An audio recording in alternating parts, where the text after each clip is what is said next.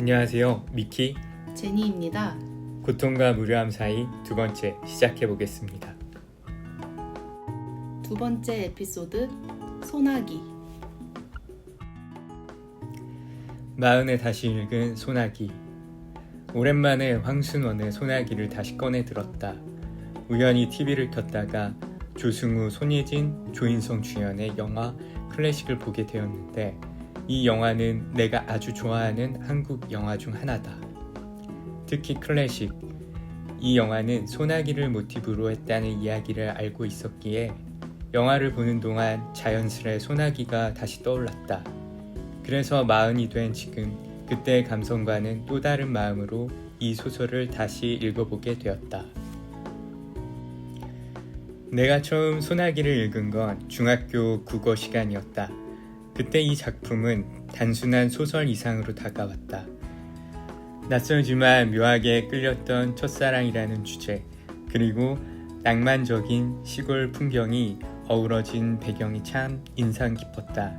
아마 그 시절 이성에 대한 호기심이 처음 피어날 무렵이어서 더 강하게 와닿았던 것 같다. 가장 기억에 남는 장면은 냇가에서 장난을 치며 점점 가까워지는 소년과 소녀, 그리고 둘 사이의 감정을 상징하는 듯한 소나기의 등장이다. 하지만 무엇보다 충격적이었던 것은 결말이었다. 소녀의 죽음을 직접적으로 묘사하지 않고 소년의 부모님 대화를 통해 간접적으로 드러내는 방식은 오히려 더 큰 여운을 남겼다.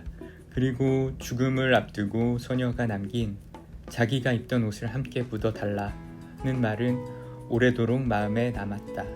그 말 속에는 소년과의 짧지만 깊은 추억이 고스란히 담겨 있었기 때문이다. 중학생 시절엔 이 작품을 시험 범위로만 읽었다. 갈래나 등장인물, 주제를 외우기에 바빴고 감상은 조금 뒷전이었다. 하지만 성인이 되어 다시 읽은 소나기는 전혀 다르게 다가왔다. 시골의 고즈넉한 정취, 수줍은 감정이 오가는 두 아이의 순수한 사랑, 그리고 그 사랑을 더욱 빛나게 만든 소나기. 모든 것이 아련하고 아름다웠다. 문득 이런 생각이 든다. 어쩌면 그 소녀는 소나기가 내리는 날이면 지금도 문득 소녀를 떠올리지 않을까?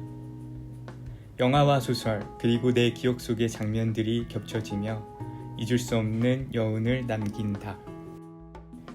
나이 먹고 주책인 건지 14페이지 만에 몽글몽글했다. 눈물까지 또르르. 나 티 맞아? 오래전 이미 알고 있던 스토리였지만 깜빡이 없었던 충격 엔딩. 최근 핫했던 폭삭 소가수다의 애순이와 관식이의 어릴 적의 감정선 같은 느낌도 있었다. 소나기의 소녀는 서울에서 왔고 애순이는 서울에서 오지는 않았지만 제주도에 사는 시골 소녀지만 서울에 대한 갈망이 굉장히 컸던 새침대기 같은 소녀였다. 소나기의 소년과 양관식은 둘 다 묵묵히 소녀 곁을 지키면서 소녀를 좋아하는 그런 순수함이 굉장히 비슷하게 느껴졌다. 징검다리에서 소년에게 돌을 던지며 바보라고 외치던 소녀와 유채꽃밭에서 못 놈있게 먹이기만 하고 꼬시지를 않아 라며 투덜거리는 애순의 모습도 서로 겹쳐졌다. 나중에 인터넷에 검색해보니 폭삭 소가수다 관련 기사에 현실판 소나기로 소개되는 거 보니 나만 그렇게 느낀 게 아니었나 보다. 이번에 소나기를 읽으면서 다른 작품에서 비슷한 감성을 느꼈는데 오늘 만나 감상문을 나누다 보니 미키 역시 다른 작품들에서 소나기와의 연관성을 찾아 비교 분석을 해왔는데 굉장히 흥미롭다. 미키가 준비해온 다른 작품들과의 비교 분석 뒤에서 나눠보도록 하겠다. 이번에도 챗 GPT에게 물어보았습니다. MBTI F와 T의 관점으로 황순원의 소나기 감상문 부탁해. MBTI F의 감성으로 바라본 이야기. 소나기, 마음에 머무는 그 여름날의 감정들. 황순원의 소나기를 읽고 난 뒤 마음 한편이 오래도록 젖어 있었습니다. 소년과 소녀가 함께 보낸 짧은 시간이지만 그 안에는 따뜻함과 설렘, 그리고 말로 다하지 못한 슬픔이 가득 담겨 있었어요. 특히 소녀가 소나기를 피하던 순간 소년이 자신의 도롱이를 벗어 씌워주는 장면은 아직도 마음에 깊게 남아 있습니다. 그 작은 배려 속에서 소년의 순수하고 따뜻한 마음이 느껴졌고 그것이 사랑의 시작이라는 생각에 가슴이 아릿해졌어요. 그 장면은 단순한 행동 이상의 것이었고 그 나이대에만 가능한 무구한 감정이 전해졌습니다. 소녀가 갑자기 알아눕고 끝내 돌아올 수 없는 길을 떠나게 되었을 때는 마음이 무너졌습니다. 아직 충분히 서로를 알아가지도 못했는데 앞으로 더 많은 시간을 함께할 수도 있었는데 그 가능성들이 산산이 흩어지는 느낌이었어요. 소년이 다시 그 자리에 찾아가 소나기를 맞는 장면에서는 그가 감정을 말로 표현하지 못하고 조용히 감내하는 모습에 깊은 공감이 들었습니다. 그의 슬픔은 말보다 훨씬 컸고 그 무게가 독자인 제 마음까지도 눌렀습니다. 이 소설은 단순한 첫사랑 이야기를 넘어서 우리가 살아가며 겪는 감정의 깊이를 보여줍니다. 아무리 짧은 만남이라도 그 속에 진심이 있었다면 평생 기억되는 감정이 된다는 것을 알려줬어요. 그래서 소나기는 시간보다 마음의 깊이를 보여주는 작품이었습니다. 끝없이 여운이 남는 이야기. 저는 오늘도 그 여름날의 소나기처럼 소년과 소녀의 감정을 조용히 되새기고 있습니다. MBTI T의 분석적 시선으로 본 이야기. 소나기. 감정 뒤에 숨은 구조와 상징. 황순원의 소나기는 겉으로 보기엔 순수한 첫사랑 이야기로 읽히지만 조금 더 깊이 들여다보면 상징과 암시, 그리고 사회적 배경이 절묘하게 짜인 구조적인 작품이라는 인상을 받았습니다. 가장 인상적인 부분은 소나기라는 자연현상이 단순한 배경이 아니라 사건의 기폭제 역할을 한다는 점입니다. 이 비는 단순히 인물들을 가까이 묶어주는 장치가 아니라 순간적인 감정의 폭발과 예기치 않은 변화, 더 나아가 비극의 전조로 읽히기도 합니다. 특히 소녀가 소나기를 맞은 뒤 병이 악화되어 죽음에 이른다는 결말은 자연과 인간의 관계를 은유적으로 드러내는 듯 합니다. 소년과 소녀의 관계 역시 흥미롭습니다. 두 인물은 또래지만 사회적 배경이나 말투, 행동에서 미묘한 거리감이 느껴집니다. 소년은 비교적 도시적인 어휘를 사용하고 소녀는 그에 비해 투박한 표현을 씁니다. 이는 당시 한국 사회에서의 도시와 농촌 혹은 계층 간의 차이를 상징하는 요소일 수 있습니다. 또한 소녀의 죽음 이후 소년이 아무 말도 하지 않고 소나기를 맞는 장면은 감정적으로 슬프다기보다 표현되지 못한 감정의 한계와 내면의 억눌림을 보여주는 중요한 장면으로 읽힙니다. 인간이 감정을 언어로 모두 표현할 수 없다는 사실을 보여주는 동시에 감정을 내면화하는 방식에 대해 생각하게 만듭니다. 요약하자면 소나기는 감성적인 이야기로 읽힐 수도 있지만 구조적으로 보면 매우 치밀하게 설계된 작품입니다. 상징, 암시, 인물 간 긴장, 자연과 인간의 상호작용 등 다양한 요소가 한 편의 짧은 이야기 안에 정교하게 녹아들어 있습니다.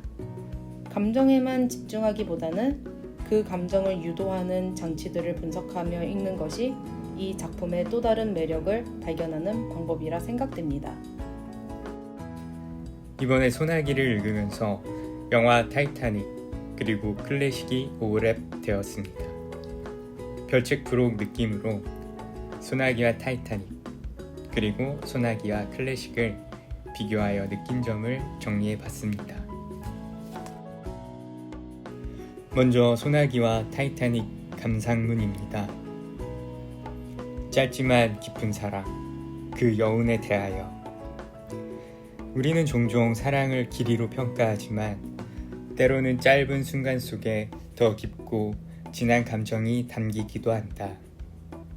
영화 타이타닉과 황순원의 단편소설 소나기는 전혀 다른 시대와 배경, 문화에서 탄생한 작품이지만 그 속에 담긴 사랑은 놀라울 만큼 닮아있다.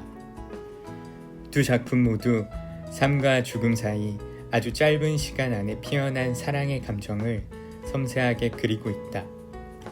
먼저 소나기에서는 시골 소년과 도시 소녀가 며칠간의 짧은 만남을 통해 서툴지만 순수한 감정을 주고받는다.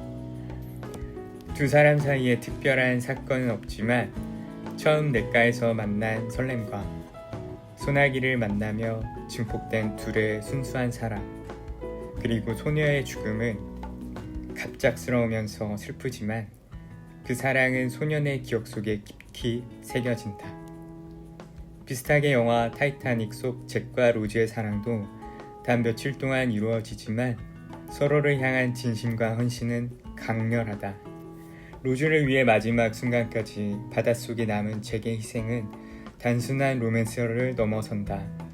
두 사람은 각기 다른 사회적 계급에 속해 있지만 사랑은 그 차이를 뛰어넘는다. 그 사랑은 로즈의 인생 전체에 깊은 흔적을 남긴다. 두 작품 모두 사랑의 절정에서 맞이하는 이별, 그리고 죽음을 통해 완성되는 감정의 깊이를 보여준다. 소설에서는 자연인 소나기가, 영화에서는 거대한 바다와 침몰하는 배가 그 감정을 더욱 절실하게 만든다. 사랑은 결코 완성되지 못했지만 그렇기에 더 아름답고 오래도록 여운을 남긴다.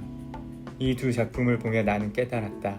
사랑은 꼭 오래 지속되어야만 의미가 있는 것은 아니며 오히려 짧은 순간일수록 더 선명하게 남을 수 있다는 것을, 그리고 때로는 이별과 죽음이 사랑을 더 절실하게 그리고 영원하게 만든다는 것을.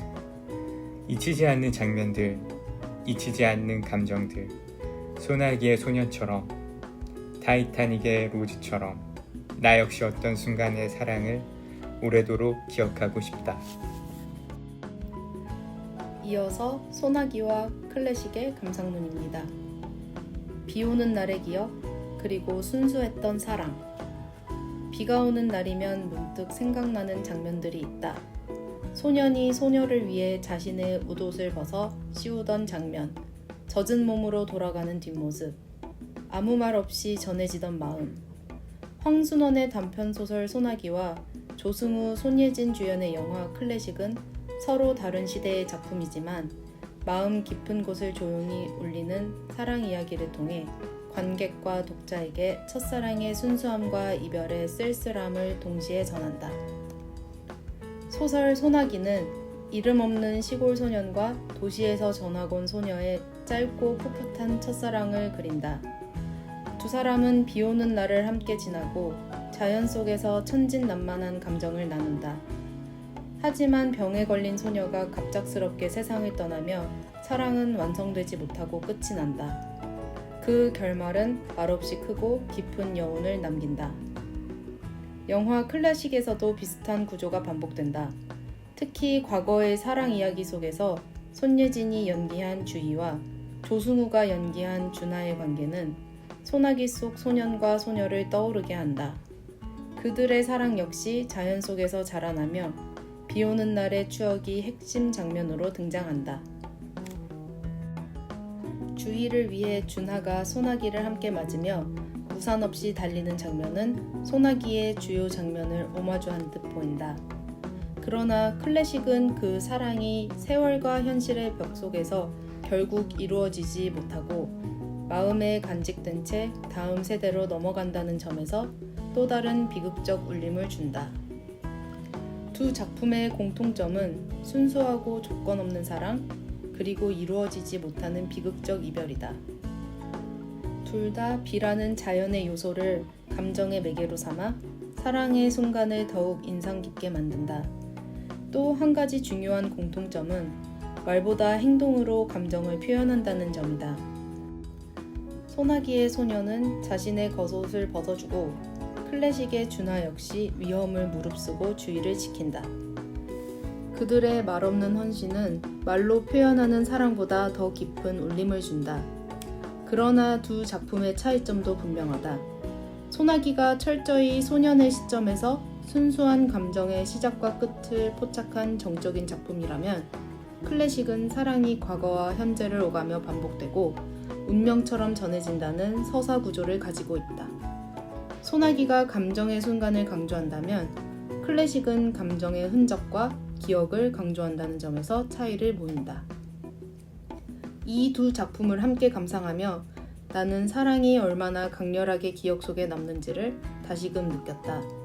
이루어지지 못한 사랑일지라도 그것이 진실하고 순수했다면 오히려 더 오래도록 사람의 마음을 흔들 수 있다는 것을, 그리고 그 사랑이 비오는 날처럼 조용히 그러나 깊이 마음을 적신다는 것을.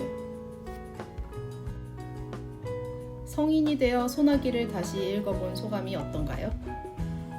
저 아직도 아파하고 있을 소년의 마음을 공감하며 함께 마음으로 울었습니다.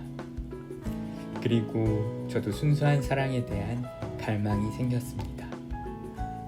제니는 어때요? 대문자 T도 F적인 감상을 쓰게 만드는 감성 폭발 소나기. 그리고 챗GPT 진짜 감상문 잘 쓰기는 하는데 T 관점 감상문은 진짜 때려주고 싶을 정도로 T적인 감상문이었습니다. 시험 문제에 나올 것만 같네요.